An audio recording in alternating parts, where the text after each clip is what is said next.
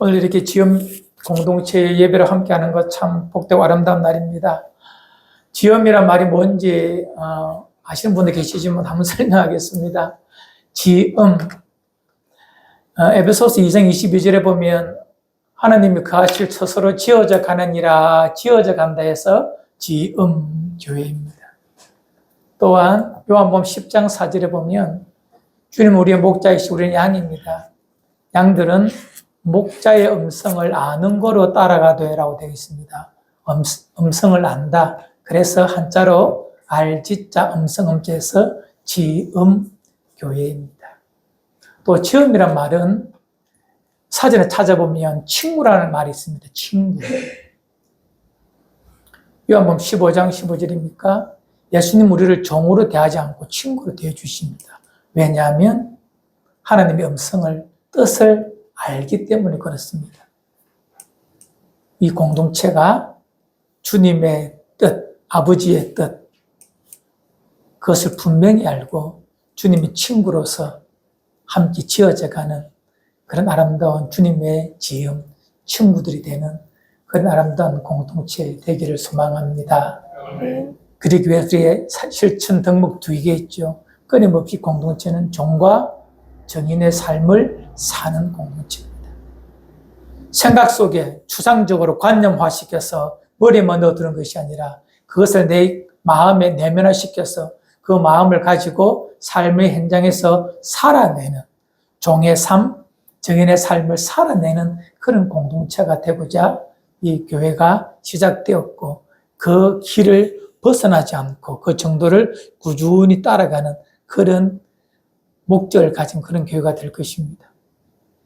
그리 출발하였고 이제 이 구서동에서 2달이 넘어가는 시간을 보내고 있습니다.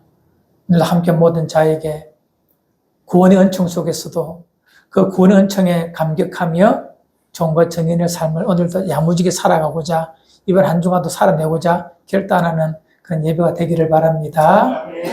오늘은 우리가 나는 진흙입니다라는 제목으로 함께 말씀을 나누겠습니다.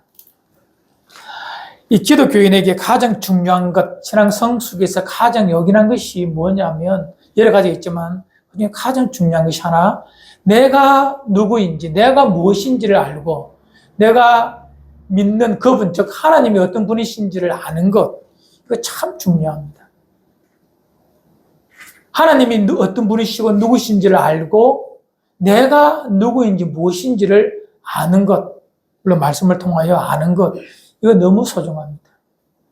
우리는 이 땅에 살면서 의외로 하나님이 누구신지 내가 무엇인지에 대한 그 질문보다는 눈에 보이는 어떤 정보의 홍수에 우리가 휩싸입니다. 아침에 일어나면 뉴스를 틀고 유튜브를 통하여 수많은 정보와 기사들을 읽고 인터넷 검색을 통하여서 이 땅이 어떻게 돌아가는 것을 보는 정보의 흡수, 인지만 가지고 우리는 많은 시간을 보냅니다. 물론 그것이 나쁜 것은 아니지만 그것보다 더 근본적인 것은 우리의 묵상, 우리의 사색이 필요합니다. 어떤 사색? 하나님이 누구신지, 그리고 피조물인 나는 무엇인지에 대하여 끊임없는 질문과 사색, 그것을 가지고 내 속에 내면화시켜서 그것을 새롭게 내 안에 확인하는 작업, 이런 일들이 있어야 우리는 건강한 그리스도인, 하나님의 백성으로 살아갈 수가 있습니다. 우리 곰곰이 여러분의 시간들을 한 주간의 삶을 돌아보십시오. 내가 얼마나 많은 시간, 이 사색, 이런 생각들을 하며 내가 살았는지, 아니면 눈 뜨자마자 세상이 어떻게 돌아가는지, 주가가 얼마 올랐는지, 유가가 얼마인지, 혹은 이 땅에 어떤 일이 돌아가는지, 날씨가 어떻는지, 이런 시간들에 우리가 시간을 많이 빼앗겼다면 우리는 좀 이제 마음과 생각의 방향을 바꿔야 합니다. 말하기는 우리가 이 근본적인 질문, 하나님은 어떤 분이시고 누구신지, 나는 무엇이고 하나님은 어떤 분이신지를 끊임없이 확인하며 사색하며 보내는 시간들이 많기를 바랍니다. 우리가 구약 성경에 보면 이 다윗이라는 인물을 만나게 됩니다.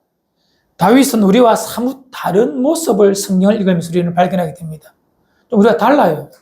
무엇이 다르냐면 다윗이 짓는 죄, 고난, 이것이 다른 것이 아닙니다. 이것은 우리나 다윗이나 거의 대동소이합니다. 비슷합니다. 다윗의 특이한 점, 우리가 다른 점이 뭐냐면 이 고난이나 죄의 문제에 반응하는 모습이 우리와 다른 것입니다. 잘 알지만 몇 가지 설명해 드리겠습니다. 사울 왕, 다윗의 장인입니다. 또한 왕입니다. 왕이 끊임없이 다윗을 죽이려고 여러 번 창을 던집니다. 사람을 보내어 다윗을 죽이려고 합니다. 하지만 그 원수인 사울을 향하여 다윗은 한 번도 창을 던진 적이 없습니다. 몇 번이나 다윗이 사울을 죽일 수 있는 기회가 주어졌지만 한 번도 다윗은 그를 향하여 무력으로 창을 던지며 복수하지 않습니다. 왜냐하면 사울은 하나님께서 기름을 부어 세운 왕이신 것을 알았기 때문에 그렇습니다. 두 번째, 다윗이 우리아의 아내 밧세바를 범하게 됩니다. 죄를 짓게 되죠. 죄 중에 아들을 잉태합니다. 그 아들이 죽을 병에 걸립니다. 이에 다윗이 하나님 앞에 식음을 전폐하고 금식하며 기도합니다. 그런데 아들이 죽습니다. 많은 사람은 절망 가운데 빠질 것이라 생각하지만 다윗은 마치 아무 일도 없었던 것처럼 깨끗하게 씻고 와서 밥을 먹습니다. 그리고 그 일을 그냥 흘러보냅니다. 왜냐하면 다윗은 이미 알고 있었습니다. 하나님의 진노로서 이 아들이 죽음을 이미 말씀으로 들었기 때문에 그렇습니다. 하나님의 통치를 믿었다는 것입니다. 심판을 알았다는 것입니다. 또 하나 더 말씀드릴까요? 나중에 다윗이 훗날에 그의 아들 압살롬이 반역을 합니다. 반역을 하는 사실을 다 알았습니다. 이 압살롬이 그의 형제를 죽이고 도망을 가거든요. 아버지의 미움을 받아서. 아버지가 다 용서하고 다시 압살롬을 불러서 왕자의 자리에 앉아서 왕이 될 수업을 받게 합니다. 그런 상황 속에 압살롬이 아버지를 배신하고 정권을 찬탈해버립니다. 모반을 일으켜 왕이 되어버립니다.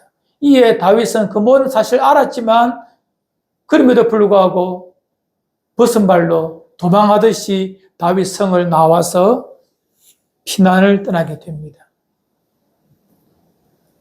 그것이 자기의 죄에 대한 하나님의 진노의 채찍임을 알았거든요.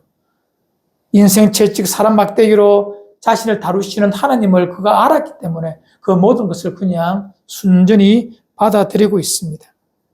우리는 이 세 가지 사건에서 다윗이 어떻게 하나님을 이해하고 있는지, 다윗 자신이 누구인지에 대하여 다윗은 분명히 알았다는 것입니다.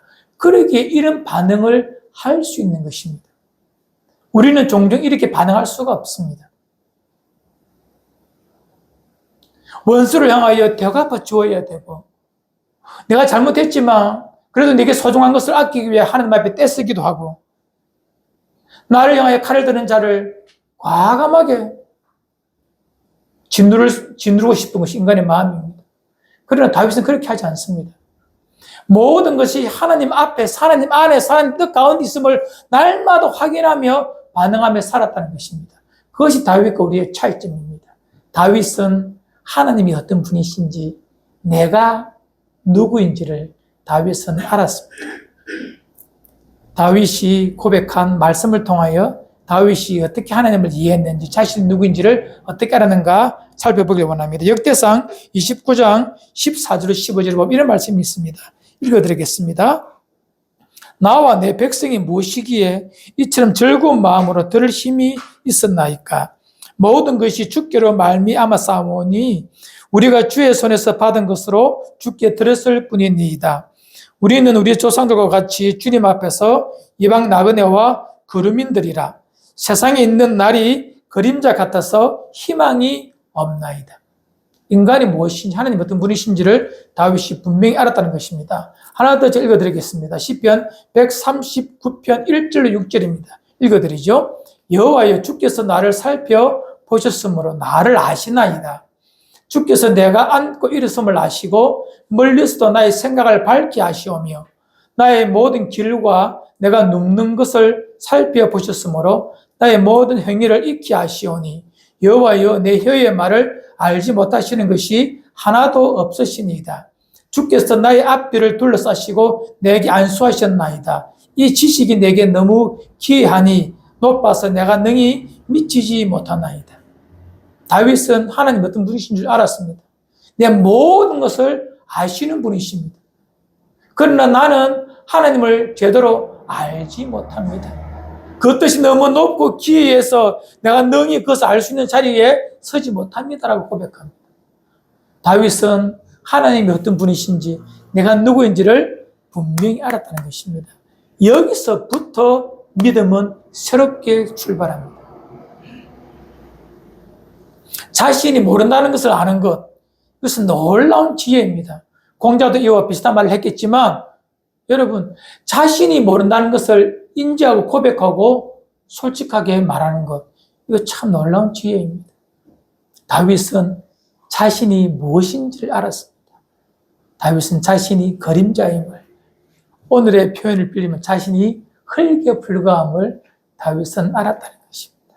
하나님 어떤 분이신가? 모든 것을 아시는 분, 나의 앉고 일어섬, 나의 말조차도 다 아시고 들으시고 모든 것을 살펴보시는 전능하신, 전지하신 분이심을 그가 알았다는 것입니다. 단순히 머리로만 한 것이 아니라 그의 마음에 내면화시켜 철두철미하게 그의 삶 모든 자리에서 그것을 인정하며 살았기에 다윗은 제가 앞에 말씀드렸던 것처럼 자기 삶의 모든 자리에서 고난 앞에, 죄 앞에, 사건 앞에 그렇게 반응해 낼 수가 있는 것입니다. 오늘 읽었던 말씀도 동일한 관점에서 우리는 살펴볼 수가 있습니다.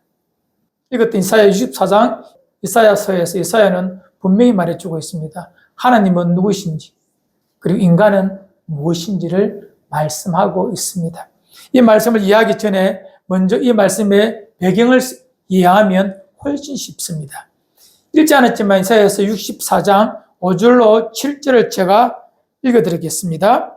주께서 기쁘게 공의를 행하는 자와 주의 길에서 주를 기억하는 자를 선대하시거늘 우리가 범죄함으로 주께서 진노하여 싸우며 이 현상이 이미 오래되었사오니 우리가 어찌 구원을 얻을 수 있으리이까. 우리 6절 함께 합시다. 시작. 무릇 우리는 다 부정한 자 같아서 우리는 다 더러운 옷 같으며 우리는 다 잎사귀 같아 시됨으로 우리의 죄악이 바람같이 우리를 몰아가나이다. 7절 제가 읽겠습니다. 주의 이름을 부르는 자가 없으며 스스로 분발하여 주를 붙잡는 자가 없사오니 이는 주께서 우리에게 얼굴을 숨기시며 우리의 죄악으로 말미암아 우리가 소멸되게 하셨음이니이다. 이스라엘 백성이 하나님 아는 것을 원하지 않으십니다. 또 자신이 무엇인지에 대한 묵상이 없음으로 말미암아 이 이스라엘 백성이 이제 하나님의 진노, 하나님의 책망 앞에 서게 되었다는 것입니다.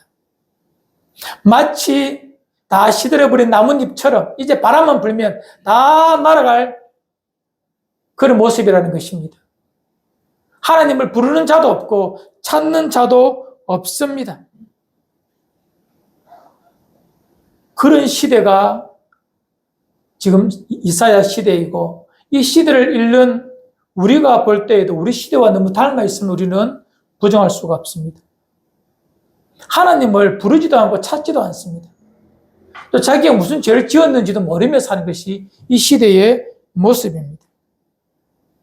이 모든 사실을 알고 있는 이사야가 이렇게 말합니다. 8절에 그러나 여호와여, 우리가 다 소멸되고 주님의 심판 앞에 서지만 그러나 여호와여, 이제 주는 우리 아버지시니이다.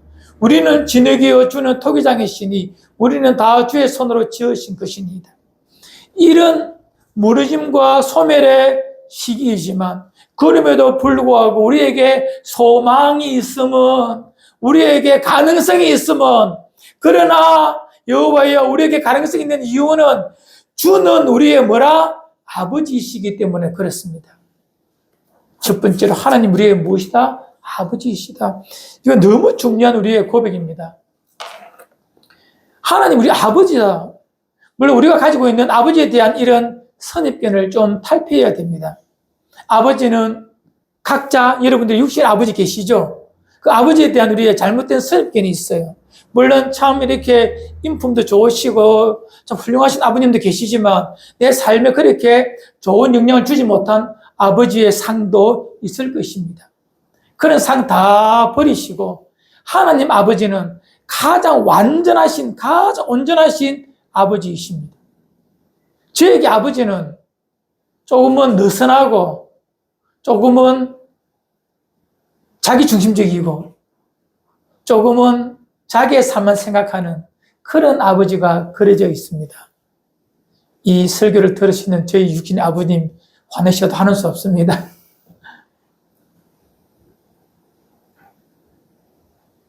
그런 아버지 상 다 지워버리시고 나를 너무나 사랑하셔서 자기의 독생자 하나밖에 없는 아들조차도 버리시고 나를 품기 위하여 다함이 없는 사랑으로 나를 끝까지 사랑하시는 그 아버지 말입니다.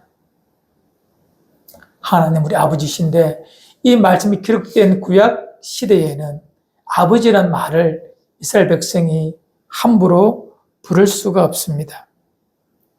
구약 시대에 하나님의 이름을 부르는 것, 하나님 나의 어떤 분이시다 말하는 것, 이 유대인들에게는 너무나 금기시되어 있었습니다.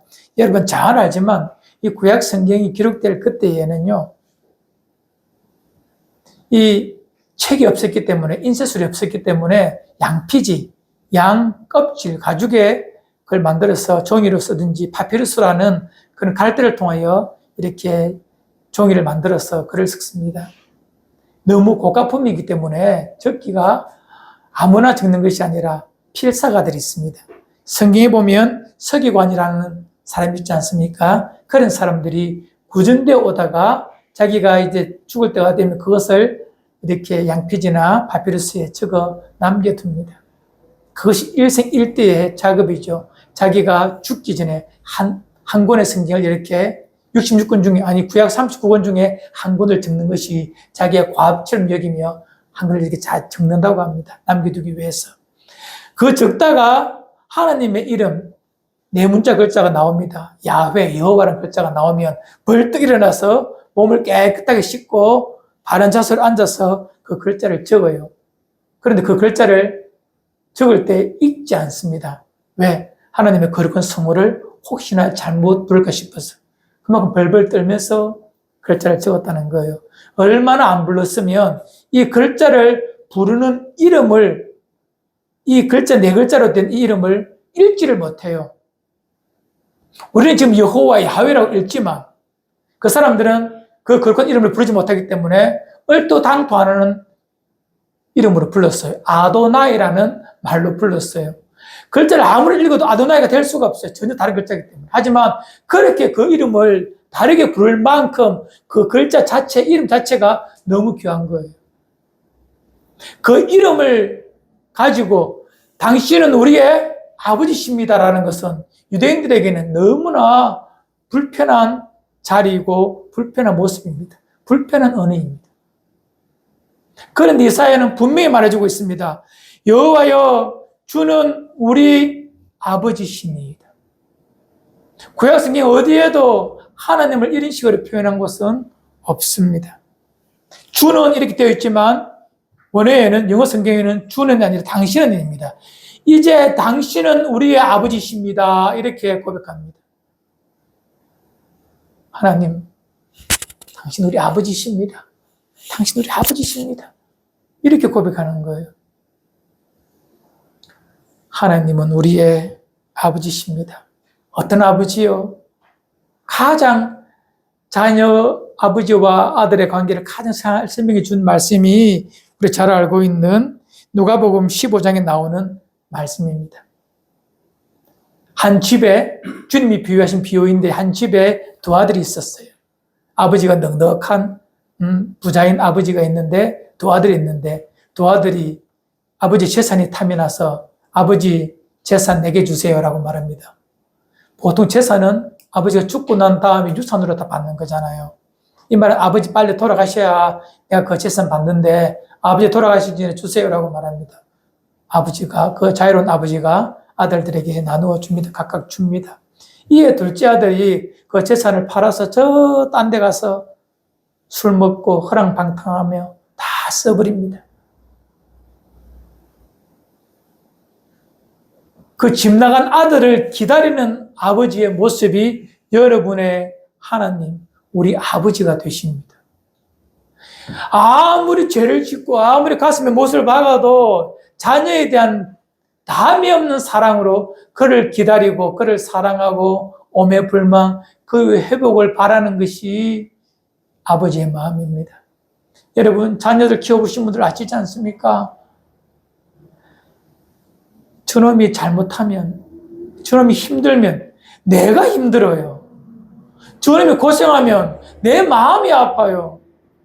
내한테 나쁜 짓 해서 엄한 소리 해서 기분 나쁘게 했지만 저놈 한 대 지어받고 싶지만, 그런데 저놈이 밖에 나와서 잘못되든지 다치면 내 마음이 더 아픈 것, 이것이 부모의 마음인데 하나님은 그 마음을 우리에게 보여주신 것은 하나님의 마음은 그와 같다는 것입니다.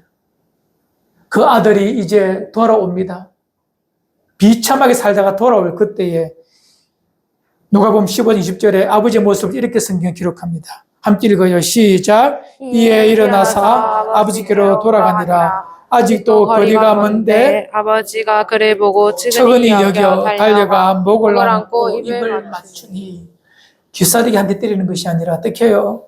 달려갔어. 다 받아주는 거예요.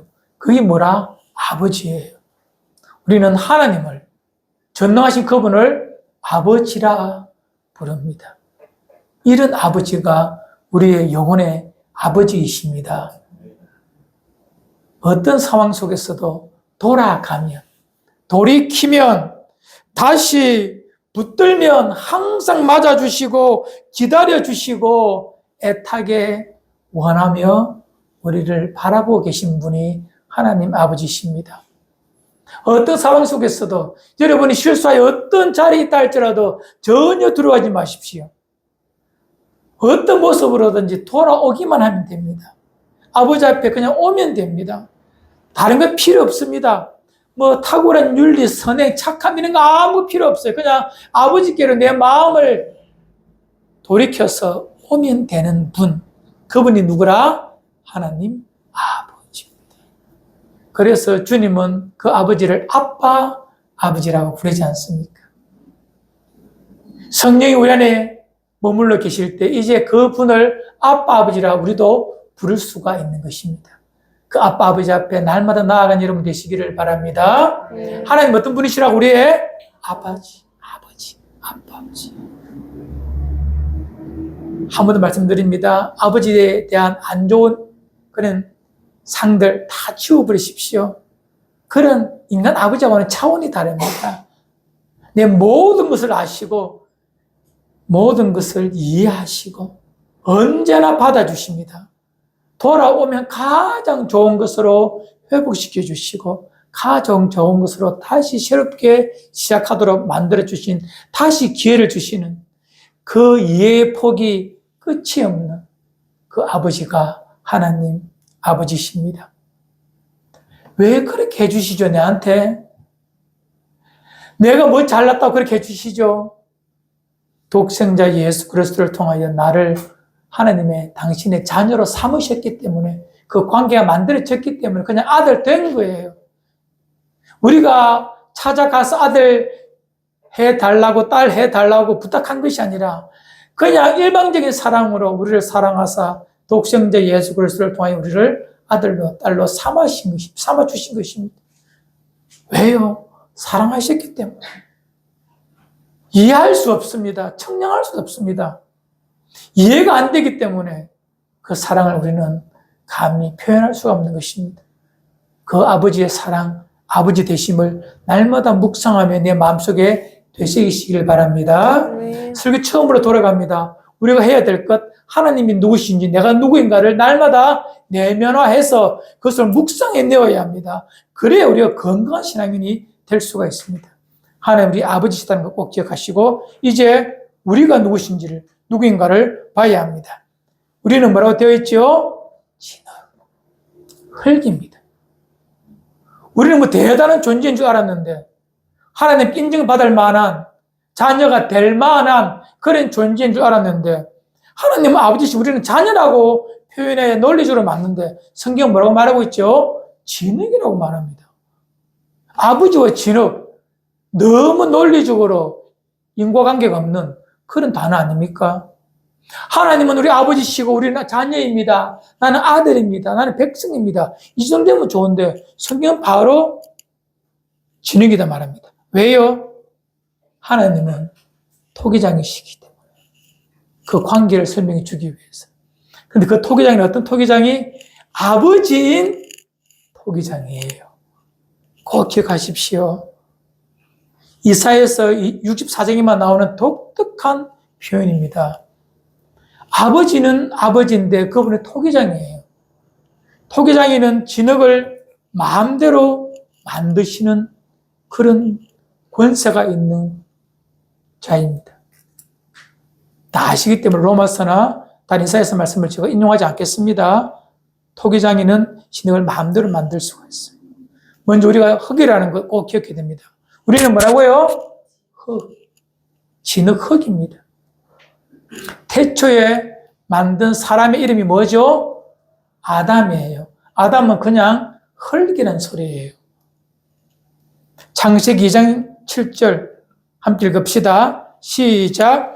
여호와 하나님이여 땅의 뜻으로 사람을 지으시고 생기를 그 코에 불어 넣으시니 사람이 생명이 되니라. 사람은 흙이에요.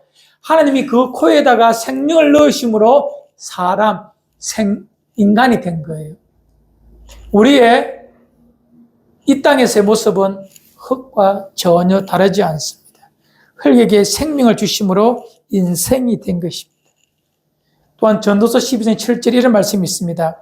흙은 여전히 땅으로 돌아가고 영은 그것을 주신 하나님께로 돌아가기 전에 기억하라.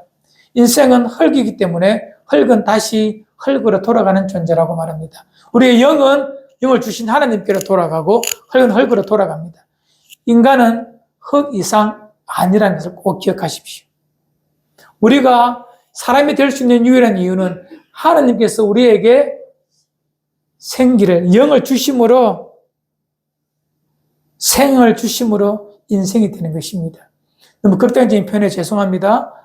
예수 그리스도를 말미암아 구원의 생명을, 은혜를 누리지 못한 사람은 걸어 다니지만 그는 흙입니다. 그러나 그 흙에 말씀이 찾아와 예수 그리스도의 복음이 믿으심으로 말미암아 우리는 생명, 사람이 된 것입니다. 전혀 다른 존재입니다. 지나가는 사람한테 이런 말하면 그분들이 화를 내겠지만 성경은 분명히 말합니다. 흙에 흙들이 움직입니다. 거기에 주께서 생명을 넣으심으로 생명 인간이 된 것입니다. 그래서 우리는 새로운 피조물인 것입니다. 전혀 다른 존재들입니다. 예수 없는 자들과는 전혀 다른 존재가 우리들임을 여러분 꼭 인지하시길 바랍니다. 그런 이 흙을 다듬어 가시는 것이 아버지이신 토기장이 하나님이십니다. 어떻게 다듬어져 가는가? 여러분, 토기장이가 산에서 흙을 떠와서 안에 있는 불순물 다 제거하고 반죽 잘해서 예쁘게 만들잖아요. 꽃병도 만들고 또 잘 구워서 예쁜 그릇도 만들고 다 만들잖아요. 그런데 여러분, 그 만들 때에 전능하신 자의 그 흙을 향한 그 전능하신 자의 숨결, 느낌, 솜씨, 그것을 인정하지 못하든 인정하든 상관없이 하나님은 절대 주권적으로 우리를 다 만들어내십니다. 그것이 로마서에 나오는 그런 말씀인데요. 그러나 그것도 있지만 잘 살펴보십시오. 하나님은 우리의 또한 아버지 되시기 때문에 우리를 빚어가십니다. 빚어가시는데 가장 아름다운 작품으로 만들어 가신다는 것 꼭 기억하셔야 됩니다. 아무 생각 없이 의미 없이 만드는 것이 아니라 하나하나 만들어갈 때에 하나님 의미를 만들어 가시고 그 안에 가장 아름다운 것을 존귀하게 만들어 가시는 아버지의 의지, 의도가 그 속에 숨어 있습니다. 여러분 한 분 한 분에게 하나님은 그런 의지를 가지고 그런 의도를 가지고 여러분의 삶을 만들어 가십니다.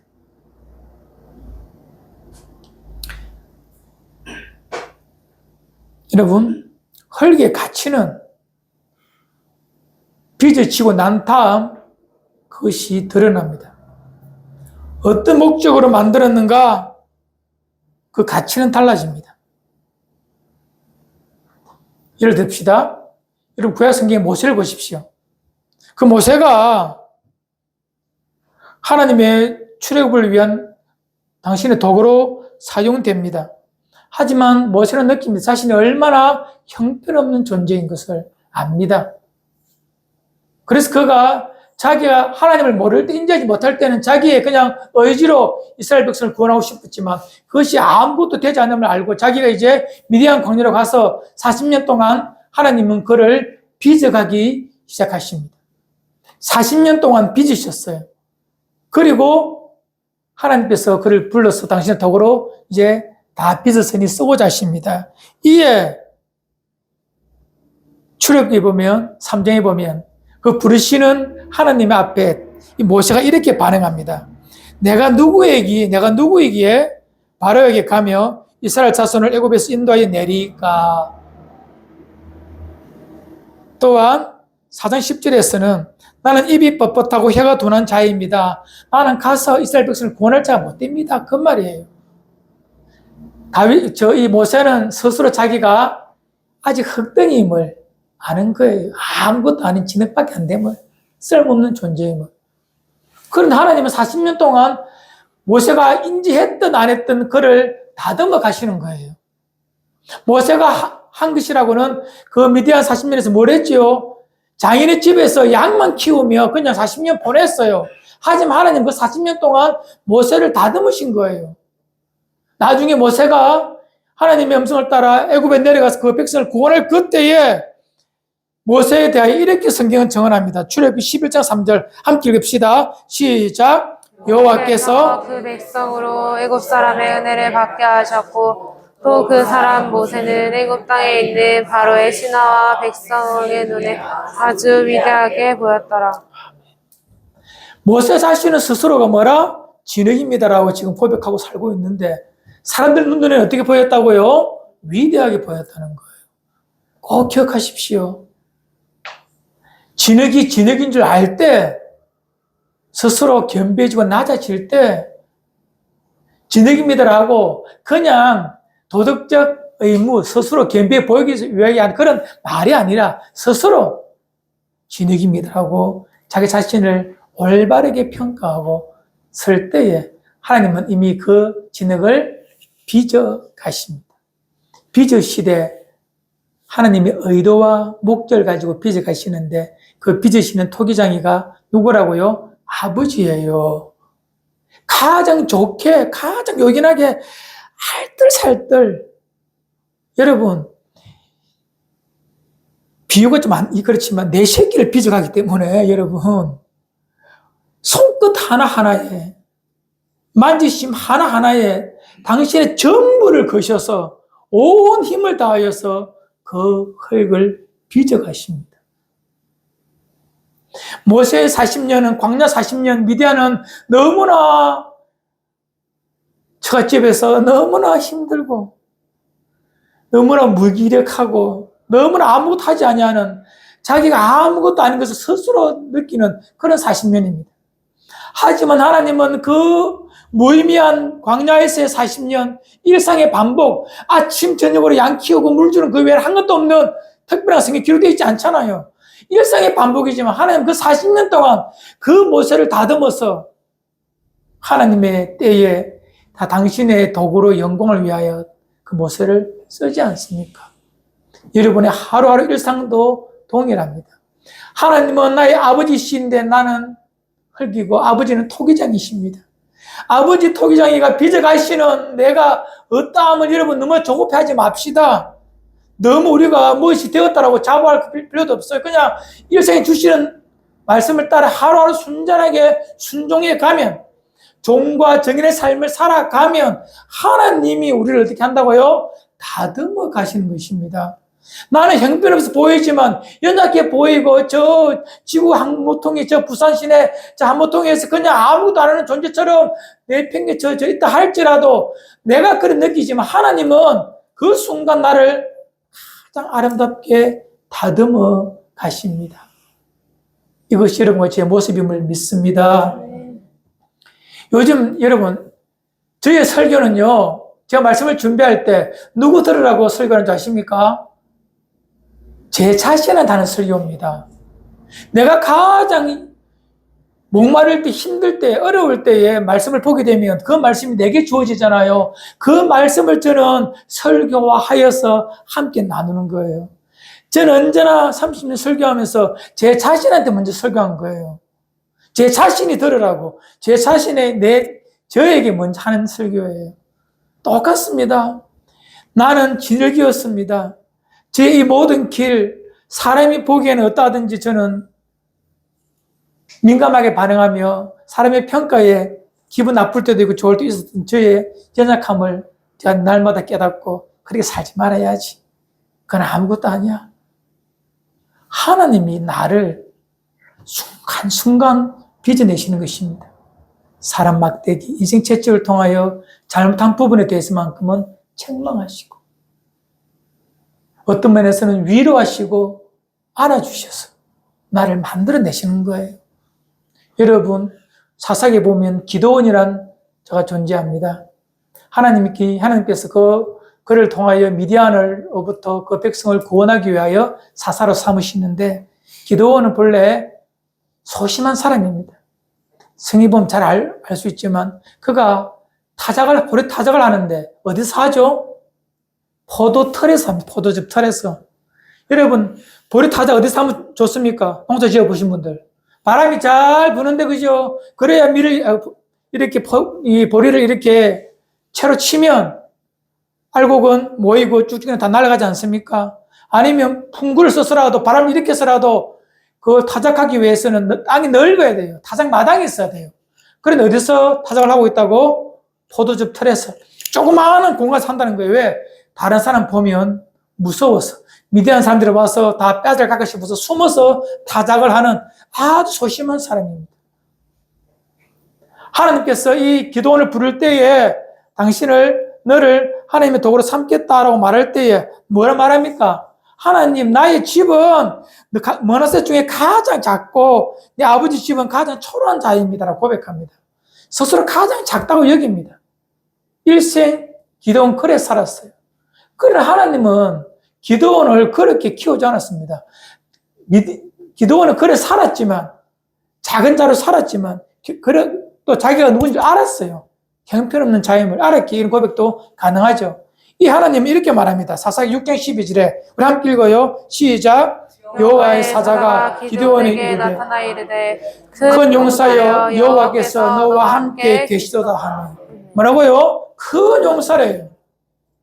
기드온이 바뀐 거 아무것도 없습니다. 그냥 소심하게 살고 내가 누구인지를 알았다는 거예요.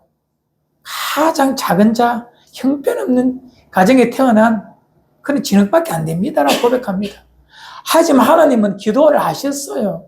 기드온을 그 순간순간 포도즙 털에서 타작할 때에도 하나님의 손은 기드온을 다듬었고 그가 부름받아 하나님 앞에 갈등할 때도 순간순간 다 다듬으셨어요. 그래서 뭘 만들었다고? 큰 용사로 보이도록 하나님은 만들어내십니다. 여러분을 다듬으시는 분은 여러분의 노력이 아닙니다. 나의 각별한 인격과 나의 스펙이 아닙니다. 우리를 다듬으시는 분은 우리를 사랑하시는 아버지시고 토계장이신 그분이 저녁인 나를 빚어가심을 믿으시길 바랍니다. 이제 꼭 기억해야 될 것. 내가 누구라고? 진흙인 걸 꼭 알아야 합니다.